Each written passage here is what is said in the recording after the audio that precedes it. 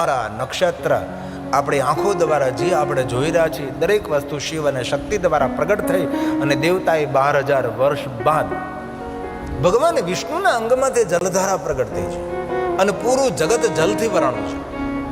વિષ્ણુ ભગવાને નેત્ર ખોલ્યા તો પૂરું જગત જલથી ભરાયેલું છે. વિષ્ણુ ભગવાને જલની અંદર શયન કર્યું, તેથી તેનું નામ નારાયણ પડ્યું છે. અને ભગવાન વિષ્ણુની નાભીમાંથી સુંદર કમલ પ્રગટ થયું છે, કમલ ખીલ્યું છે, સર્વગુણ સંપન્ન કમલ છે. અને ભગવાન શિવ અને શક્તિ દ્વારા એક દિવ્ય પુરુષનું પ્રાગટ્ય થાય છે, જેને કમલ ઉપર સ્થાપિત કરવામાં આવે છે, જેનું પહેલું નામ કમલોદ છે, જેનું નામ પદ્મજ છે. એ પુરુષ પ્રગટ થતા તેના મનમાં અનેક પ્રકારના પ્રશ્નો ઉદ્ભવે છે કે હું કોણ છું. કમલ ઉપર ભ્રમણ કરે, કમલ ઉપર પરિભ્રમણ કરવા લાગે છે કે હું કોણ છું, હું કોણ છું. અને આપણા જગતનો જીવનનો ના વિશ્વનો પહેલો પ્રશ્ન હોવો જોઈએ, અને આપણા જીવનમાં પણ એ પહેલો જ પ્રશ્ન હોવો જોઈએ કે હું કોણ છું. ઈશ્વર કોણ છે નહીં. અત્યાર સુધી ઈશ્વરની ગતિને કોઈ જાણી શક્યું નથી, જાણી શકવાનું નથી. અલ્પથી ભરેલું આપણું આખું આપણે એને કઈ રીતે જાણીશું. તેથી બ્રહ્માના મુખમાંથી શબ્દ પ્રગટ થયો છે, હું કોણ છું. કમલ ઉપર ભ્રમણ કરે છે, હું કોણ, હું કોણ. કલ્પભેદથી અલગ અલગ કથાઓ પુરાણોની અંદર છે. કોઈ પુરાણમાં એવું કહ્યું કે આ કમલો કમલની દાંડલીમાં નીચે ઉતરે છે, ત્યાં શ્રી હરિ વિષ્ણુનું તેને મિલન થાય છે અને વિવાદ થાય છે. એવી પણ એક કથા છે. એક કથા એવી છે કે ભ્રમણ કરતા હતા અને એક જલનું બિંદુ કમલ ઉપર પડતું હતું, તેમાંથી અવાજ નીકળતો હતો, તપ તપ. તેમાંથી આ કમલોદે શબ્દ પકડ્યો, તપ કરો. અને એક પણ વ્યાખ્યા એવી પણ છે કે આકાશવાણી થવા લાગી, તપ કરો, તપ કરો. તેથી કમલોદે કમલ ઉપર તપ કર્યું છે. અને તેના તપના પ્રભાવથી તેની સામે પુરુષ અને પ્રકૃતિનું પ્રાગટ્ય થાય છે. અને એ સમયે પ્રશ્ન કર્યો કે હું કોણ છું. ત્યારે પુરુષ અને પ્રકૃતિ, શિવ અને શક્તિ કહે છે, અમારા દ્વારા તમે પ્રગટ થયેલા છો, તમે કમલ ઉપર પ્રગટ થયા, તેથી તમારું નામ કમલોદ રહેશે, તમારું નામ પદ્મ રહેશે. તમે બ્રહ્મ સ્વરૂપે પ્રગટ થયા છો, તેથી તમારું નામ બ્રહ્મા રહેશે. બ્રહ્મા હાથ જોડીને કહે છે કે હે આદિ શિવ, હે આદ્ય શક્તિ, આપ મને કહો, આપ મને કોઈ આદેશ કરો, મારે કયું કાર્ય કરવાનું છે. જ્યારે ભગવાન શિવ અને શક્તિ કહે છે, હે બ્રહ્મા, આપના દ્વારા સૃષ્ટિનું સર્જન થશે, આપના દ્વારા સૃષ્ટિનો વિસ્તાર થશે. અને ભગવાન શિવ અને શક્તિ આ બ્રહ્માજીને જગત સર્જનની શક્તિઓ પ્રદાન કરે છે. અને બ્રહ્માજીએ સુંદર જગતનું સર્જન કર્યું. પહેલા તો દેવતાએ સૃષ્ટિનું સર્જન કર્યું છે, ત્યાર પછી માનવ સૃષ્ટિનું સર્જન કર્યું છે, ત્યાર પછી દાનવ સૃષ્ટિ, ભૂતાદિ સૃષ્ટિ, 8 પ્રકારની સૃષ્ટિનું વર્ણન છે. જલ સૃષ્ટિ, નભ સૃષ્ટિ, ભૂ સૃષ્ટિ, અનેક પ્રકારે સૃષ્ટિખંડ છે પૂરો. આ જગત કેવી રીતે સર્જન થયું, આ જગત કેવી રીતે અસ્તિત્વમાં આવ્યું, જેને જગત સર્જનની કથા કે સર્જનાત્મક. બ્રહ્માજી સુંદર સુંદર જગતનું પ્રગટીકરણ કર્યું, સુંદર જગતનું સર્જન કર્યું. પણ કથાનો વિસ્તાર છે. બ્રહ્માજી જગતનું સર્જન કરતા કરતા બ્રહ્માજી રુદન કર્યું. બ્રહ્માજી ભગવાન શિવને યાદ કર્યા છે. અને બ્રહ્માના રુદનથી, બ્રહ્માના હૃદયમાંથી ભગવાન શિવ પ્રગટ થાય છે.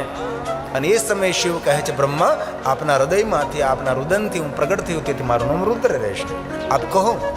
એ સમયે બ્રહ્માજીએ કહ્યું કે હે રુદ્રદેવ, આ સૃષ્ટિનું સર્જનકારી સરળ બને એના માટે તમે કોઈ સંદેશ આપો, મને કોઈ સહાય કરો તમે. એ સમયે રુદ્રદેવે બ્રહ્માજીને રૂપ દેખાડ્યું છે અર્ધનારેશ્વરનું. અર્ધાંગમાં નર છે, અર્ધાંગમાં નારી છે. બ્રહ્માજી કહે છે, ભગવાન આ જે તમારું રૂપ છે તેમાં મને કઈ સમજણ નથી પડતી. ભગવાન, તમે શું મને કહેવા જઈ રહ્યા છો?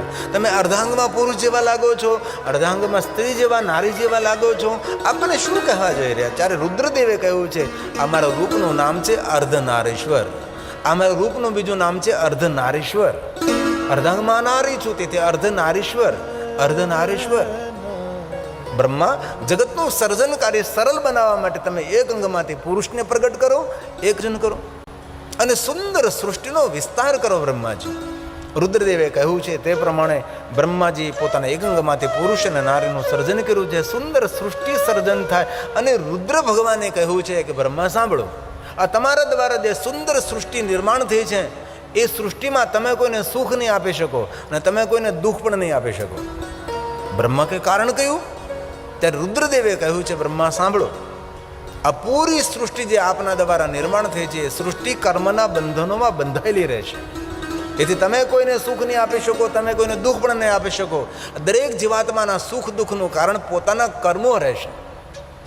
રુદ્રદેવે કહ્યું, બ્રહ્મા આપ સૃષ્ટિના સર્જનના પ્રધાન દેવ રહેશો અને જે તમારા દ્વારા સૃષ્ટિ સુંદર નિર્માણ થઈ તેનું પોષણ શ્રી હરિ વિશંબર ભગવાન વિષ્ણુ કરશે અને આ સુંદર સૃષ્ટિની રક્ષા હું કરીશ રુદ્ર તરીકે.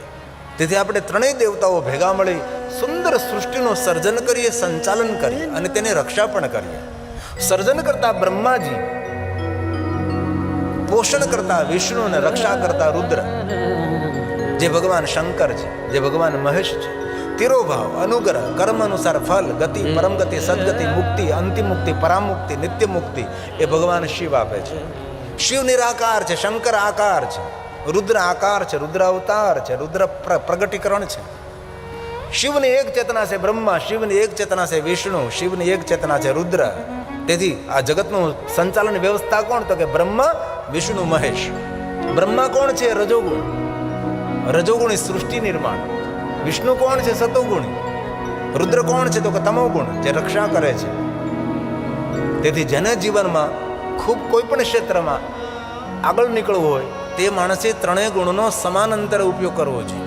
જ્યાં રજોગુણની આવશ્યકતા હોય ત્યાં રજોગુણનો ઉપયોગ કરવો પડે, જ્યાં સતોગુણની આવશ્યકતા હોય ત્યાં સતોગુણનો ઉપયોગ કરવો જોઈએ, જ્યાં તમોગુણની આવશ્યકતા તમોગુણનો પ્રયોગ કરવો જોઈએ. આપણે સૌ ત્રણેય ગુણોથી ઘેરાયેલા છીએ. રજોગુણ સમાન માત્રામાં, સતોગુણ સમાન માત્રામાં, તમોગુણ સમાન માત્રામાં.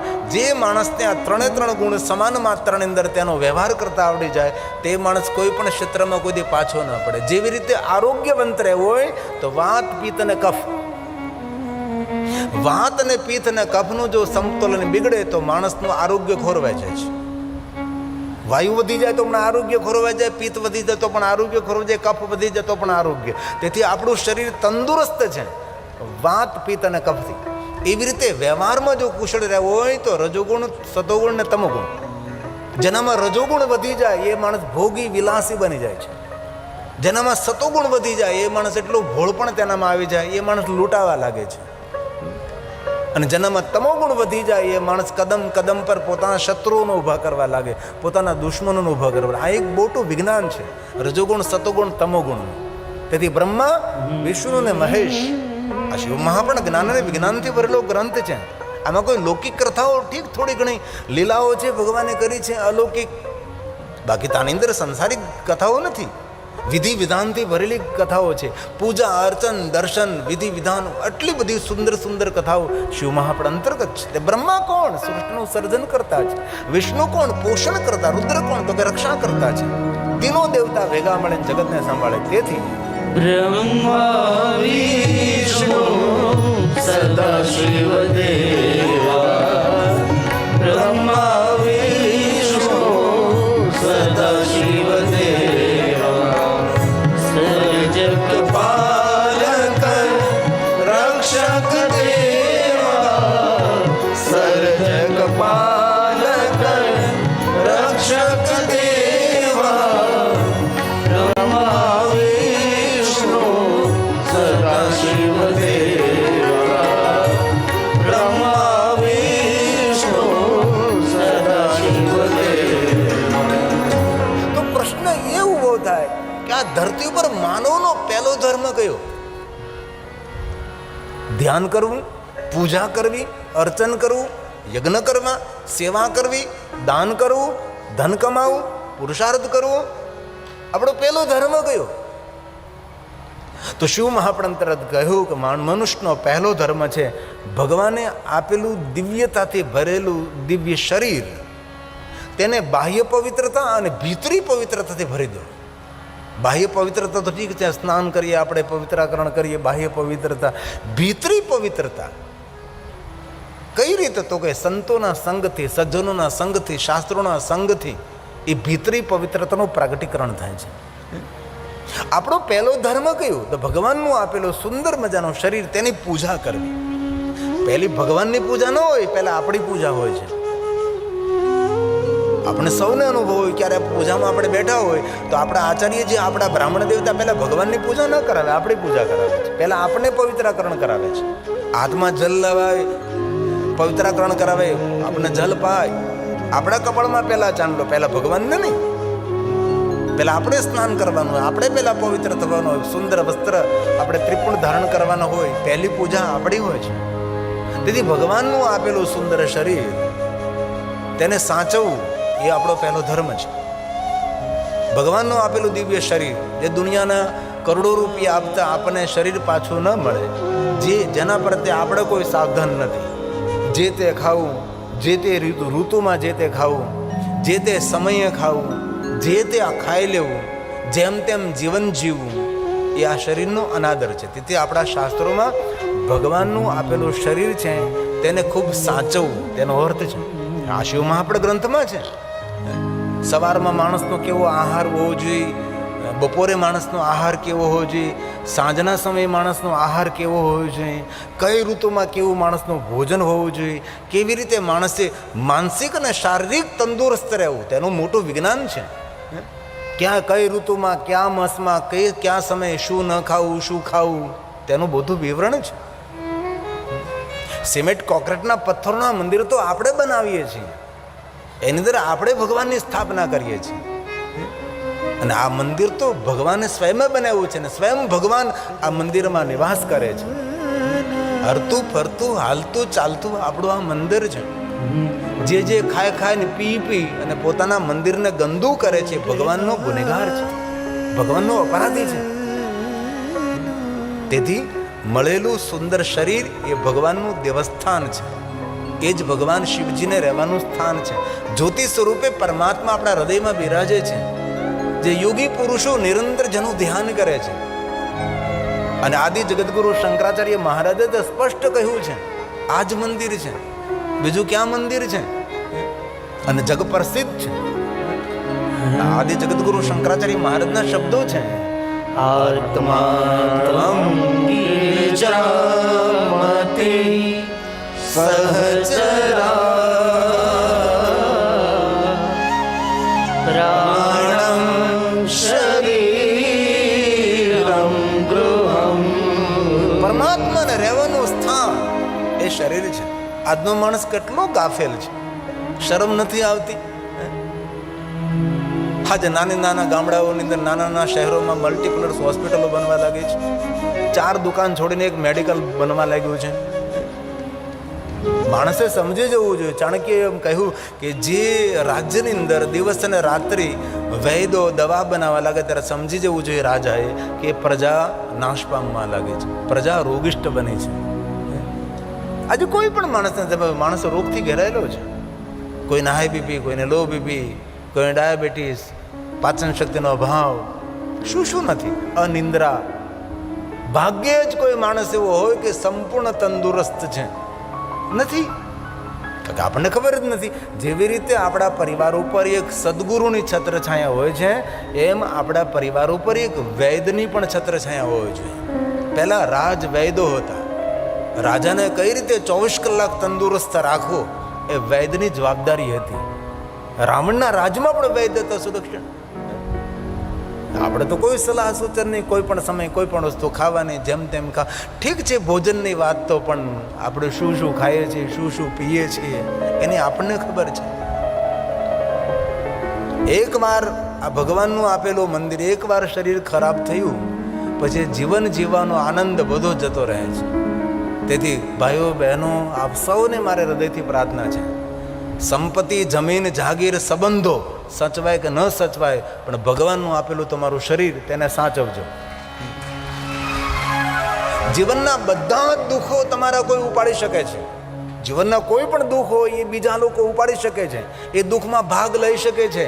પણ શરીર જ્યારે દુઃખ આપે ને, એ દુઃખ આપણે પોતે જ ઉપાડવું પડે છે. અને આપણું શરીર આપણને દુઃખ ક્યારે આપે? જ્યારે આપણે ધ્યાન નથી રાખ્યું, આડેધડ આપણે જીવન જીવા છે, જેમ ફાવે તેમ જીવન છે. આપણા ઋષિમુનિઓ કેટલું દીર્ઘકાલ સુધી જીવતા હતા અને કેટલું આરોગ્યવંત જીવન જીવતા હતા, અને ધારે જ્યારે પોતાના પ્રાણનો ત્યાગ કરી શકતા હતા. એવું જ એનું ઋષિમુનિઓનું જીવન હતું. ઋષિમુનિઓ શું ખાતા હતા, તેની ભોજનની પ્રણાલી શું હતી, એ પરંપરા હતી. તેથી આદિ જગતગુરુ શંકરાચાર્ય મહારાજે કહ્યું કે અન્ય મંદિર નહીં, આ જ મંદિર છે જે પરમાત્માનું આપેલું છે. આ શંકરાચાર્ય મહારાજના સુંદર શબ્દો છે. આત્મા ગિરિજામતે સહચરા પ્રાણં શરીરં ગૃહં પૂજા તે વિષયોપભોગ રચના ઇન્દ્રા સમાધિ સંચાર પદયો પ્રદક્ષિણ વિધિ સ્તોત્રાણિ સર્વાંગિરો યદ્યત કર્મ કરોમિ તદખિલં શંભો તવારાધનં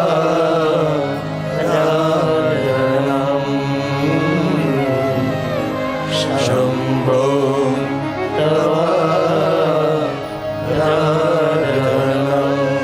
એ જ પરમાત્મા તારું આરાધન છે, બીજું કયું આરાધન? અત્યારે પણ તમે યોગી મહાપુરુષોને મળો તો યોગી મહાપુરુષો કોઈ મૂર્તિ પૂજા, અન્ય કોઈ બહુ દિલથી કહો છો, જે શિવ પરંપરા એ ધ્યાન પરંપરા છે. ભગવાન શિવજીનું કોઈ પણ જગ્યાએ તમે વર્ણન એવું સાંભળ્યું કે ભગવાન શંકરજી પૂજા કરે છે? નહીં. પૂજા કરવી એ ધ્યાનનો પ્રકાર છે. શિવજીને અભિષેક કરવો એ પણ ધ્યાનનો એક પ્રકાર, એક પાઠ છે. યજ્ઞો કરવા જ જોઈએ, યજ્ઞો ઋષિમુનિઓની પરંપરા છે. યજ્ઞો વગર જીવન આપણું સાર્થક નથી. યજ્ઞો વગર આપણો પ્રાણ ન સક્રિય રહે. પણ જે મૂળ શિવ પરંપરા છે એ ધ્યાન પરંપરા છે. તેથી શંકર ભગવાનનું જ્યાં તમે વર્ણન દેખો ત્યાં ભગવાન શિવથી ધ્યાનસ્થ રહે છે. ધ્યાન નિત્યમ મહેશમ રજતગીરીને વિચાર ध्याये नित्यं महेशं હે મહાદેવ, હે મહાદેવ. ध्याये नित्यं महेशं ध्याये नित्यं महेशं रजतगिरिनिभं चारुचन्द्रावतं रत्नाकल्पोज्ज्वलाङ्गं परशुमृगवरा भीतिहस्तं प्रसन्नं पद्मासीनो समन्तात् स्तुतममरगणैर्व्याघ्रकृतिं वसानं विश्वाद्यं विश्ववन्द्यं निखिलभयहरं पञ्चवक्त्रं त्रिनेत्रं પંચવક્ત્રમ મહાદેવ. પાંચ મુખવાળા ભગવાન મહાદેવ, પંચવક્રમ પ્રસન્નાત્મા ભગવાન શિવ. તેથી માણસે આરોગ્યવંત રહેવા માટે વ્યાયામ કરવો, પ્રાણાયામ કરો, પ્રાતકાલ બ્રહ્મ મુહૂર્તમાં જાગવું જોઈએ. ભગવાન શંકરજીની પૂજાનો બહુ વિસ્તાર છે. શિવ મહાપડ ગ્રંથમાં ભગવાન મહાદેવની આટલી બધી પૂજાઓ છે. ધાન્ય પૂજા, પુષ્પ પૂજા, ધારા પૂજા, રાજોપચાર પૂજા, રાજાશાહી ઠાઠ માટે સોના, ચાંદી, હીરા, મોતી, જ્વેરિયાત, એનાથી ભગવાન શંકરની પૂજા. સોળોપચાર પૂજા, પંચોપચાર પૂજા, એકોપચાર પૂજા, વૈરાગ્ય ઉપચાર પૂજા, આ બધી જ પૂજાઓનું વર્ણન આપણા ગ્રંથોમાં છે. પણ આદિ જગતગુરુ શંકરાચાર્ય મહારાજે કહ્યું કે આ કાંઈ ન થઈ શકે તો માનસી પૂજા કરવી. શિવ ધર્મનો પ્રચાર પ્રસારને શિવજીનો સાચો સંદેશ પહોંચાડનારા આદિ જગતગુરુ શંકરાચાર્ય મહારાજ છે. સાચી દિશા શિવ ભક્તોને દેખાડે છે એ શંકરાચાર્ય મહારાજ. તેથી ક્યારે રાજોપચાર પૂજા ન થાય, સોળોપચાર પૂજા ન થાય, પંચોપચાર પૂજા ન થાય, ત્રિઉપચાર પૂજા ન થાય, તો એકોપચાર પૂજા ન થાય. અરે વૈરાગ્ય ઉપચાર પણ પૂજા ન થાય. ટ્રેનમાં, વિમાનમાં ક્યારે સફર કરતા હોય, ન સ્નાન કરવાની વ્યવસ્થા હોય, ન પૂજાની કોઈ સામગ્રી હોય, ત્યારે શું કરવું? તો આદિ જગદગુરુ શંકરાચાર્ય મહારાજે એમ કહ્યું કે મનથી મહાદેવની પૂજા કરવી એ શ્રેષ્ઠ માર્ગ છે. તેથી મહાદેવના ભક્તો માટે આદિ જગદગુરુ શંકરાચાર્ય માર્ગદર્શન કર્યું કે આંખો બંધ કરી અને સુંદર પહેલાં ભાગીરથીમાં સ્નાન કરવું, પવિત્ર વસ્ત્રોને ધારણ કરી અને સુંદર ભાલમાં ભસ્મનું ત્રિપુંડ કરો, રુદ્રાક્ષને ધારણ કરી, બાહ્ય પવિત્રતા ભીતરી પવિત્રતાને ધારણ કરી અને મનથી મારી પૂજા કરવી. એને આપણે માનસ પૂજા કહીએ છીએ, જે આદિ જગદગુરુ શંકરાચાર્ય મહારાજનો પ્રસાદ છે. આમાં અનેક શિવ ભક્તોને આ માનસ પૂજા કંઠસ્થ પણ હોય, અને જો શિવના ભક્તો હોય તેને કંઠસ્થ હોવી જોઈએ. જે મનથી મહાદેવની પૂજા કઈ રીતે કરવી તેનું અનુસંધાન આદિ જગદગુરુ શંકરાચાર્ય મહારાજે કહ્યું છે. કલ્પિતમાસનમ હિમજલે સ્નાનમ ચ દિવ્યાંબરમ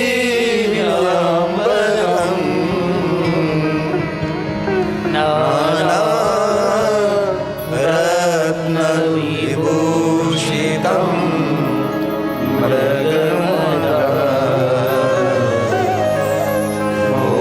મોદાંકિતમ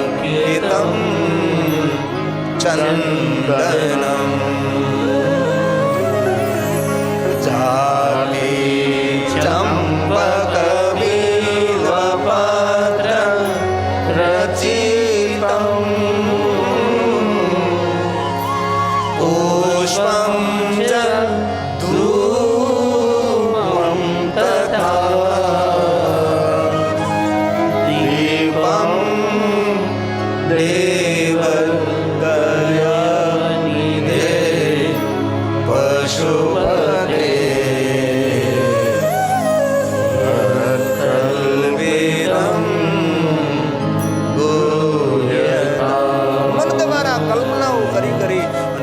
મહાદેવની પૂજા કરવી તેને માનસ પૂજા કહેવાય છે. આ પૂજા તો કોઈ પણ મનુષ્ય કરી શકે છે. આ માનસ પૂજા તો સ્નાન કર્યા વગર કરી શકાય, કારણ કે મનથી સ્નાન કરવાનું છે. ક્યારે કોઈ મહાદેવના ભક્તો યાત્રા કરતા હોય, દૂર દૂર જતા હોય, અને એવા અનેક એવા મહાદેવના ભક્તો છે કે જ્યાં સુધી શિવ પૂજા ન થાય ત્યાં સુધી મુખમાં પાણી ન મૂકે, જ્યાં સુધી મહાદેવની પૂજા ન થાય મુખમાં અન્ન ન રાખે. આવા અનેક આ ધરતી પર મહાદેવના પરમ ભક્તો હોય છે. એમના માટે આદિ જગદગુરુ શંકરાચાર્ય મહારાજે કહ્યું કે ક્યારેય પણ તમને પૂજા કરવા માટે કોઈ સામગ્રી, કોઈ સુવિધા ન ઉપલબ્ધ થાય ત્યારે આવી રીતે મનથી પૂજા કરવી. ભગવાન મહાદેવના જ્યોતિર્લિંગોમાં એક કથા સુદક્ષિણા અને દક્ષિણાની કથા છે, એની અંદર આ વાત વણાયેલી છે. ભીમ નામના અસુરે સુદક્ષિણા દક્ષિણાને જેલમાં પૂરી દીધા. હવે સુદક્ષિણા દક્ષિણા એ કામરૂ દેશના રાજા અને રાણી, જેને આપણે આસામ કહીએ, તો કામરૂ દેશના રાજા અને રાણી સુદક્ષિણા દક્ષિણા જ્યાં સુધી શિવ પૂજા ન થાય તો મુખમાં પાણી ન મૂકે. હવે ભીમ નામના અસુર છે એને કેદમાં પૂરી દીધા. હવે કેદની અંદર કેવી રીતે શિવ પૂજા કરી શકે? શું કરે? દક્ષિણાએ કહ્યું સુદક્ષિણને કે સુદક્ષિણ, 7 દિવસથી આપણે બંને જણે જલ નથી પીધું, આપણે પાણી નથી પીધું. હવે 7મો દિવસ, હવે આજનો દિવસ મારો અંતિમ દિવસ, હવે 8મે દિવસે મારું મૃત્યુ થશે, કારણ કે હવે જલ વગર મારું જીવન સંભવ નથી. ત્યારે સુદક્ષિણ કહ્યું છે, દક્ષિણા, મેં સંતોના મુખેથી શ્રવણ કર્યું છે કે ક્યારેય મહાદેવના ભક્તોને પૂજા કરવા માટે કોઈ સુવિધા વ્યવસ્થા ન હોય તો મનથી પૂજા કરી અને જલ ગ્રહણ કરવું, અન્ન ગ્રહણ કરવું, તો તેનો નિયમ તૂટતું નથી. તેથી આપને જો અનુમતિ હોય તો આપણે બંને જણા મનથી મહાદેવની પૂજા કરીએ, અને મનથી મહાદેવની પૂજા કર્યા બાદ આપણે જલ ગ્રહણ કરી લઈએ અને આપણા જીવનની આપણે રક્ષા કરીએ. અને સુદક્ષિણા દક્ષિણાએ એ મનથી મહાદેવની પૂજા કરી છે અને ભગવાન શિવનું ખૂબ ભજન કર્યું છે. અને ભીમ નામના અસુરે તેને બહુ દુઃખ આપ્યું, પણ દુઃખ સહન કરીને પણ ભગવાન શિવની ભક્તિ ન છોડી અને આપણને જ્યોતિર્લિંગ મળ્યું છે ભીમાશંકર. ભીમાશંકર 2 જગ્યાએ છે. એક સહાદ્રી પર્વત પણ ભીમાશંકર છે, જ્યોતિર્લિંગ ભીમાશંકર, અને એક ગુપ્ત ભીમાશંકર છે. આસામની અંદર પણ એક ભીમાશંકર મહાદેવનું છે, કામરૂ દેશની અંદર. એવા દરેક સ્થાનો કલ્પભેદથી દરેક સ્થાનોનો અલગ અલગ મહિમા પણ છે. તેથી જ્યારે મનથી પૂજા કરીએ ત્યારે આદિ જગદગુરુ શંકરાચાર્ય એમ કહે, સુવર્ણનું મંદિર, સૌવર્ણે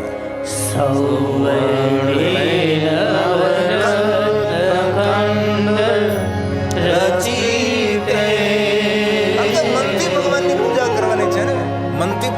આપણે શા માટે કંજૂસ બનીએ? આમ તો આપણે કંજૂસ હોય જ.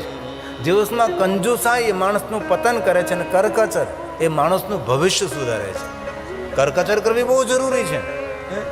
જ્યાં 10 રૂપિયાનો ખર્ચ થતો હોય ત્યાં 9 રૂપિયાનો ખર્ચ કરી શકાય છે. એને લોભ ન કહેવાય, તેને બચત કહેવાય છે. પણ જ્યાં 10 રૂપિયાનો ખર્ચ થતો ત્યાં 20 રૂપિયાનો ખર્ચ કરીએ, આપણા જેવા કોઈ મૂર્ખ નહીં. આ બધી આપણા પુરાણોની અંદર જીવનશૈલી કેવી રીતે હોવી જોઈએ, વ્યવહાર કેવી રીતે આપણો હોવો જોઈએ, આપણા વિચારો, આપણો આહાર, આ બધું આપણા પુરાણોની અંદર માનવનું જીવન કેવી રીતે નિર્માણ થાય, આ બધી વાતો ભગવાન મહર્ષિ વેદવ્યાસજી શિવ મહાપુરાણ ગ્રંથની અંદર, અન્ય ગ્રંથોની અંદર પણ ઘણું બધું કહ્યું છે. તેથી મનથી જ્યારે ભગવાનની પૂજા કરી ત્યારે શંકરાચાર્ય મહારાજ કહે છે, સૌવર્ણેન વરત્નકંડ રચિતે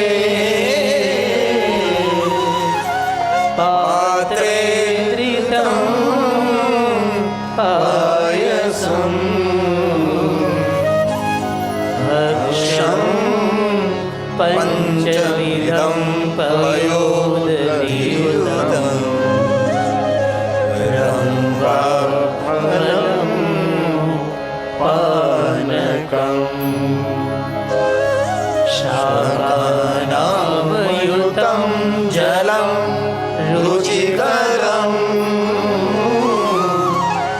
કર્પૂર ખંડોજ્વલમ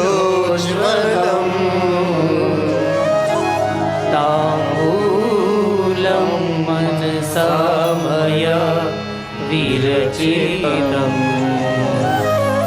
ભક્ત્યા પ્રભુ સ્વીકુરુ ભક્તિપૂર્વક સ્વીકારો. ભક્ત્યા પ્રભુ સ્વીકુરુ. આવી રીતે ભગવાનની મનથી પૂજા કરે. અને ઘરમાં પણ નાનકડું મંદિર હોય ને, એની નિયમિત પૂજા સવે કરવી જોઈએ.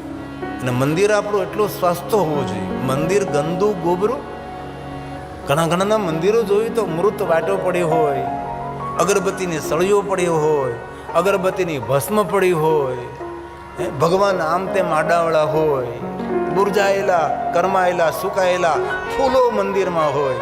નહીં, વ્યવસ્થિત રીતે તેની પૂજા થવી જોઈએ. અને મંદિર કંઈ લટકાયેલું નહીં હોવું જોઈએ. મંદિર હંમેશા નીચે હોવું જોઈએ. અને બની શકે તો ઈશાન ભગવાનનું સ્થાન છે, ત્યાં મંદિર રાખવું જોઈએ. ઘણા માણસો મંદિર દાદરની નીચે રાખે. દાદર નીચે મંદિર ન રખાય, દાદર નીચે ધર્મગ્રંથ પણ ન રખાય. જે જગ્યાએ સીડી હોય, દાદર હોય, જે જગ્યાએ લોકોની અવર જવર થતી હોય ત્યાં પણ મંદિર ન રખાય. મંદિર એવે સ્થાને રખાય કે તમે એકદમ શાંત ચિત્તે ભગવાનની પૂજા કરો. હવે જે નવા મકાનો બને છે, એ મકાનો બનાવવા વિશેષ પ્રકારે એક પૂજા સ્થાન નક્કી કરે છે. તો આપણા ઘરનું દેવસ્થાન એ આપણા મનનું હંમેશા પવિત્રકરણ કરે છે.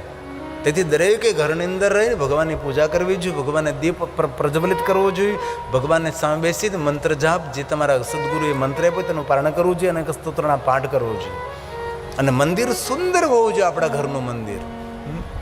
આઈએ, અમારું સુંદર એક રચના છે, મંદિર રૂપાનું મૂર્તિ સોનાનું. મંદિર રૂપાનું મૂર્તિ સોનાની, મંદિર રૂપાનું મૂર્તિ સોનાની, મારા બાબાને શોભે હીરા મોતીની, મારા બાબાને શોભે હીરા મોતીની, શીશ પર ગંગા લીધા, મન મારો પાવન શીશ પર ગંગા લીધા, મન મારો પાવન ભોળા તારા દર્શન થા, મન મારો પાવન ભોળા તારા દર્શન થા, મન મારો પાવન નૃત્ય કરવું હોય તો આમાં કરી લેજો. આ કથાનું છેલ્લું વજન છે. હવે પછી આરતી કરશું આપણે. હે મહાદેવ.